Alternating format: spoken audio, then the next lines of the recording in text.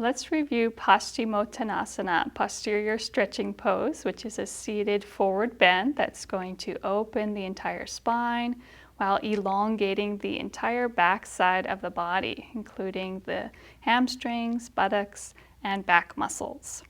So we start seated on the floor, and Karen's sitting on a folded blanket because we want to give her pelvis a little bit of a tilt just from the start so that her pelvis is level with the floor and the spine is straight in its natural curves.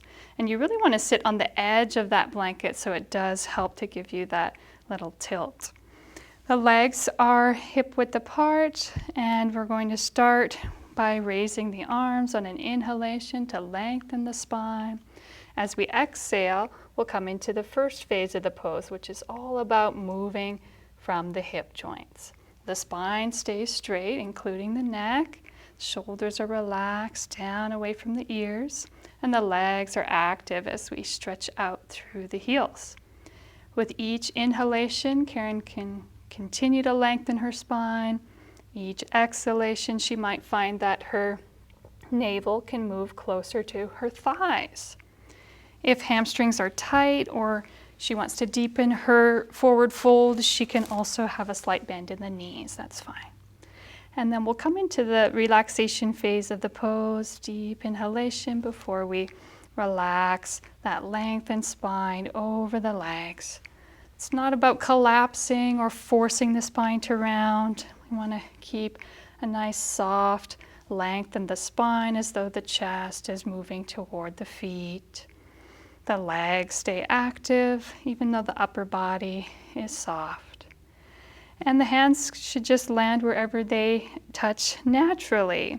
For Karen, it's easy for her to grasp her first two fingers around each corresponding big toe. But if that's not accessible to you, just let the hands rest comfortably on the floor or on the legs.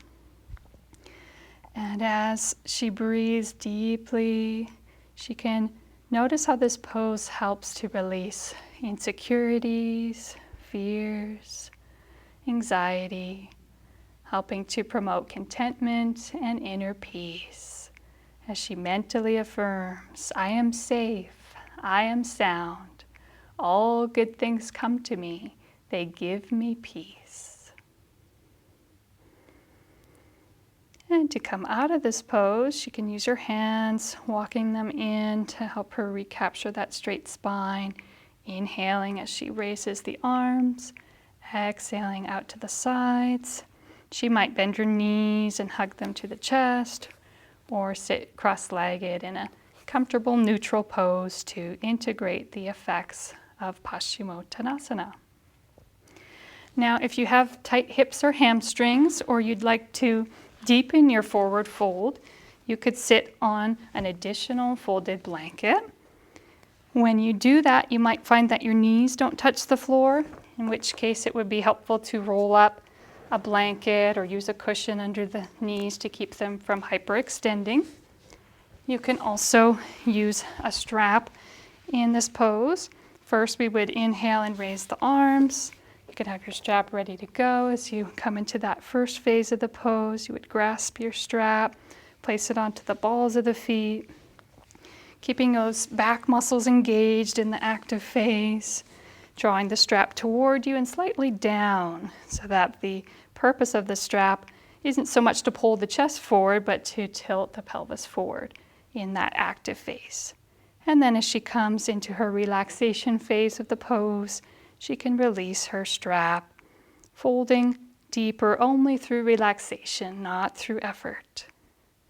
And then she could exit back into a comfortable neutral position. And that was Paschimotanasana, posterior stretching pose.